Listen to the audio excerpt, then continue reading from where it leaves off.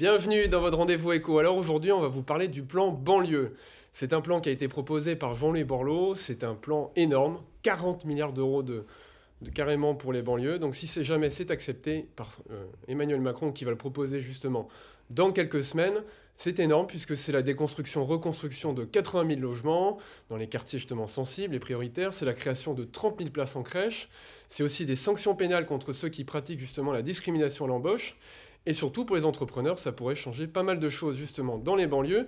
Alors la question, c'est de savoir qu'est-ce qu'ils attendent justement les jeunes dans les quartiers sensibles. Pour en parler avec nous, on a un entrepreneur justement en banlieue qui s'appelle Fez Daniel Bakar, qui est président de FDB Private Car. Et on a Abdessamad Bazizi, qui est le président de l'association Ange-Aquitaine. Alors expliquez-nous, qu'est-ce que vous attendez justement de ce plan ?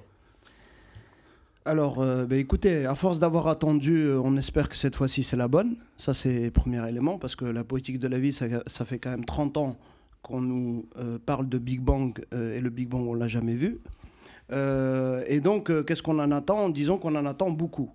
Alors, on rentrera certainement dans les détails ensuite, mais on attend d'agir essentiellement sur 3 axes, d'après moi, qui me paraissent fondamentaux et qui me paraissent un élément de cohésion social et sociétal important. Le premier élément, je pense qu'on y reviendra, c'est l'école. Le deuxième élément, c'est l'économique. On y reviendra évidemment puisque c'est notre partie. Et enfin, le troisième élément, vous l'avez dit tout à l'heure, c'est la question des discriminations, de la cohésion sociale et de se sentir tous unis dans une France qui est diverse par nos racines, nos origines, mais qui est unie. Et donc la lutte implacable, la lutte avec détermination de toutes les formes de discrimination. Vous êtes entrepreneur justement, Fez Daniel Bakar. Oui, bonsoir. Qu'est-ce qui est important pour vous quand vous êtes lancé dans le monde de l'entreprise en étant issu des banlieues ? Oui. Qu'est-ce qui a fait que vous avez réussi justement à percer et qu'est-ce qui vous a aussi manqué ? Alors, ce qui m'a aidé aujourd'hui à me lancer concrètement, c'est tout ce qui a été mis en place déjà par la Gironde. Que ce soit, j'ai eu des aides par la Chambre des commerces, un accompagnement, également Ange-Aquitaine, qui m'ont aussi accompagné dans mes choix de stratégie, d'orientation et de développement, donc qui m'ont permis clairement d'avancer.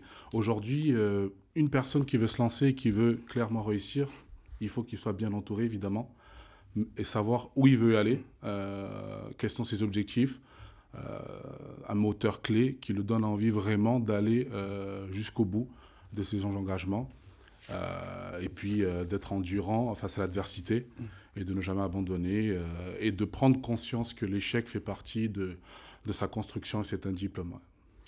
Abdessamad Bazizi, donc vous accompagnez justement les entrepreneurs de banlieue au quotidien avec l'association Ange-Aquitaine.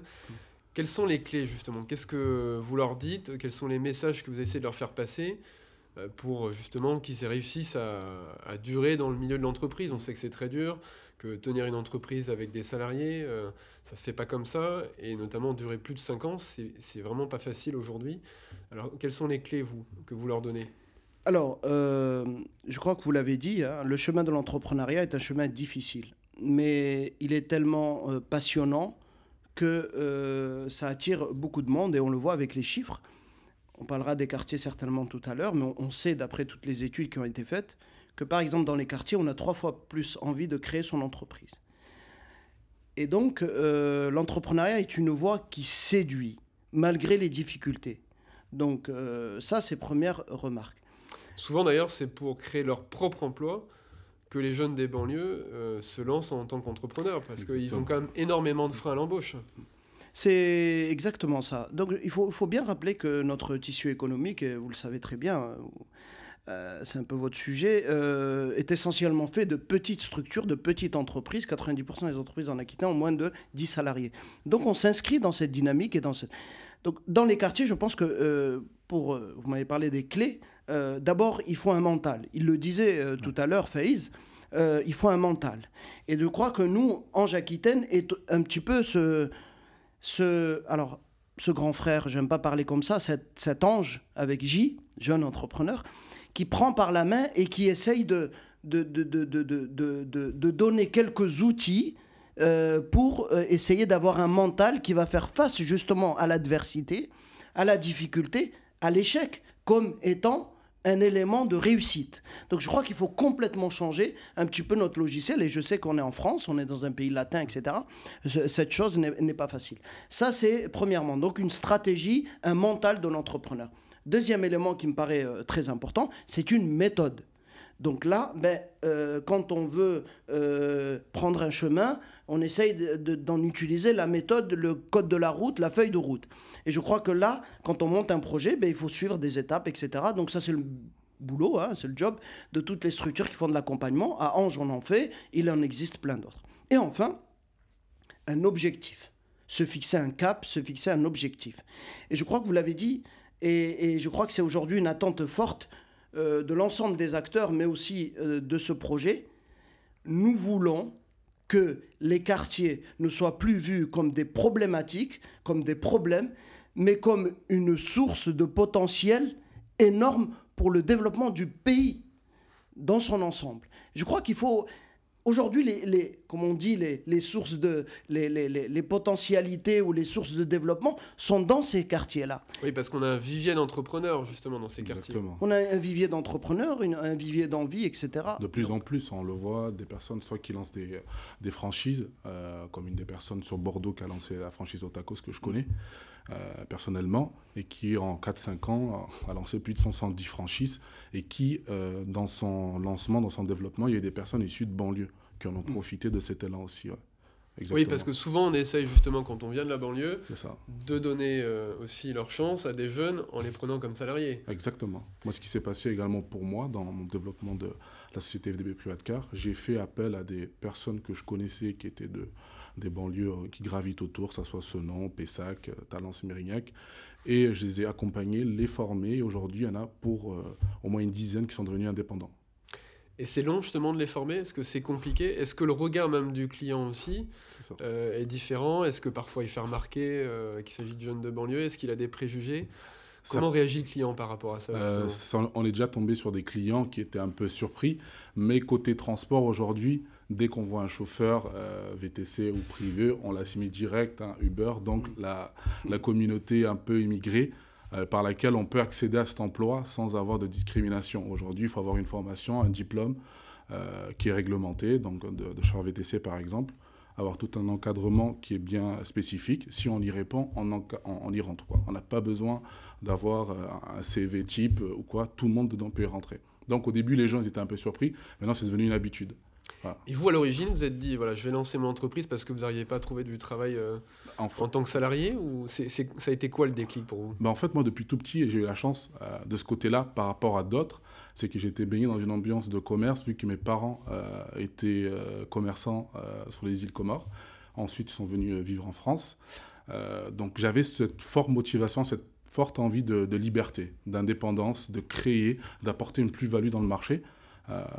Sur l'activité économique. Donc, tout au fond de moi, ça gravitait toujours. Sauf que au fil du temps, il fallait que j'ai les outils nécessaires pour me permettre de me lancer, avoir les bons partenaires financiers, les banques qui m'accompagnent, toute la stratégie, communication, marketing, tous ces outils-là qu'au début, on ne sait pas trop vers quoi se diriger. Savoir tenir un cahier de charge, faire un plan de financement, monter un business model, toutes ces choses-là, en fait. Et alors, les banques, comment elles vous ont reçu au départ? Au début, tout le monde, ils sont pas trop accrocheurs, ils ont un peu peur.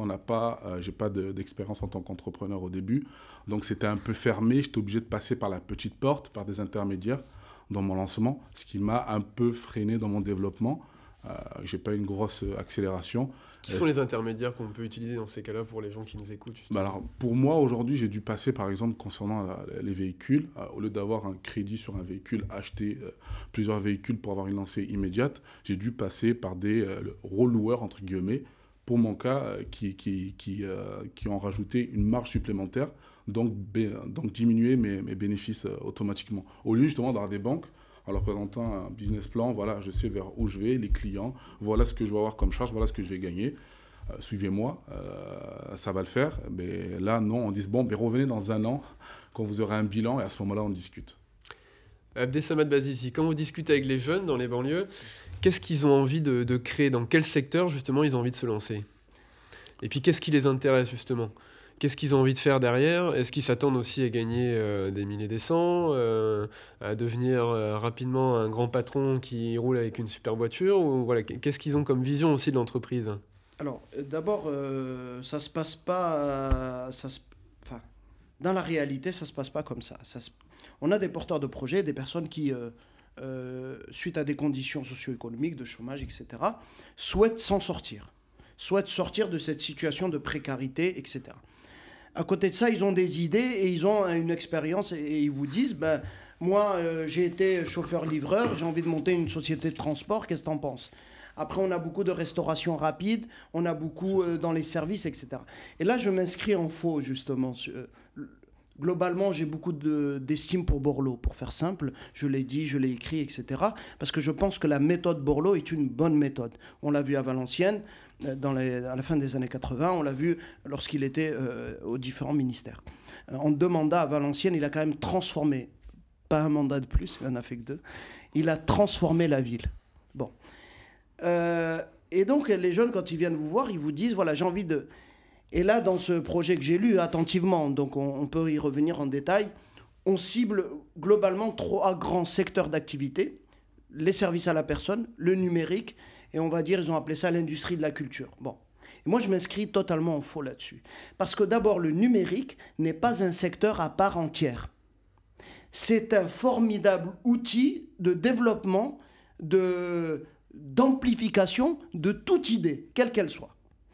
Quand Blablacar, si vous voulez, naît l'idée, c'est pas le numérique qui l'habite, c'est pouvoir mutualiser un déplacement. Et ensuite, le numérique est venu amplifier ça. Je crois que si bien sûr, il faut former au numérique, donner les outils, etc. Mais si on pense avec un paradigme en disant le numérique, c'est un secteur à part, je pense qu'on se trompe. Parce que dans les quartiers, on a bien sûr des gens qui veulent entreprendre dans le numérique, mais ce n'est pas la grande majorité, loin de là. Je pense que chaque idée, chaque projet doit être écouté, doit être accompagné. Parce que, imaginez-vous, le jeune, il a pris 40 portes dans la figure. Il est presque désespéré. Un jour, il assiste, nous on anime, on n'a pas détaillé le plan d'action, mais enfin ce qu'on fait, mais on anime des ateliers, etc. Vous commencez à lui redonner envie, vous lui redonnez confiance. Il vous dit, écoute, j'aimerais bien monter un truc, est-ce qu'on peut se rencontrer? Vous devez le considérer, parce qu'il a été chercher au fond de lui-même une nouvelle énergie pour repartir et se remettre en mouvement. On n'a pas le droit de lui dire, écoute, ton idée, c'est n'importe quoi, viens, on va t'apprendre à coder. Alors par rapport à ça, justement, en termes de chiffres, quand on voit 40 milliards d'euros, c'est la proposition de Borloo, ça vous paraît raisonnable? Est-ce qu'on peut imaginer un instant que l'État, que Macron, va mettre 40 milliards d'euros pour les banlieues? Alors, visiblement, d'après ce que j'ai pu lire ici et là, on aura la réponse le 22 mai, donc je ne suis pas Madame Soleil, je n'en sais strictement rien. Ce que je sais, c'est que toutes les études le montrent, que ce soit les discriminations qui coûtent des milliards et des milliards, qui pourraient augmenter globalement de 5 points le PIB de la nation. Que ce soit les entrepreneurs, je vous renvoie à ce fameux, sur lequel je m'appuie très souvent,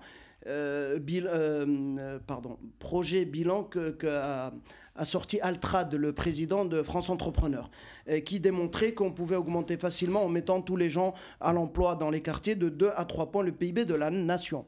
Et je crois que 40 milliards, c'est bien, c'est beaucoup. Bon, c'est ambitieux, mais je crois que si, et ça sera vraiment un des messages que je tiens à faire passer, que ce soit à l'échelle locale ou à l'échelle nationale, si nous n'avons pas de projet ambitieux pour les quartiers, la cohésion sociale de notre pays, on va au-devant de graves fractures. Voilà. 2005, ça a été juste une introduction, d'après moi, une alerte. Si on continue à creuser la fracture, avec la montée de l'extrême droite, etc., je ne veux pas faire de politique ici. Donc 40 milliards, c'est bien. Et je dis bravo. Maintenant, j'attends de voir les actes. Voilà. Et ben on va conclure là-dessus. Merci à tous les deux pour ce débat. Et il nous reste juste un peu de temps pour vous donner la principale info éco de la semaine. C'est le leader mondial de la sellerie de sport qui s'implante à Bordeaux et qui recrute. Il s'agit de Lim Group, dont les selles désormais connectées équipent les meilleurs cavaliers au monde. Pour rester en haut de l'affiche, justement, ils vont lancer un gros programme d'investissement de 5 millions d'euros, dont 2 millions pour construire un bâtiment au Bouscat, tout près de Bordeaux, qui va accueillir en 2019 les fonctions support, marketing, recherche, système informatique ou encore commercial. C'est un site qui devrait compter justement une cinquantaine de salariés d'ici 2021, mais les recrutements commencent dès maintenant. Et c'est une info que vous avez pu lire en exclusivité dans la newsletter Éco de Sud-Ouest, newsletter à laquelle vous pouvez vous inscrire si ce n'est pas déjà le cas sur sudouest.fr/économie. On se retrouve la semaine prochaine, même heure, et bien sûr sur TV7. À très vite.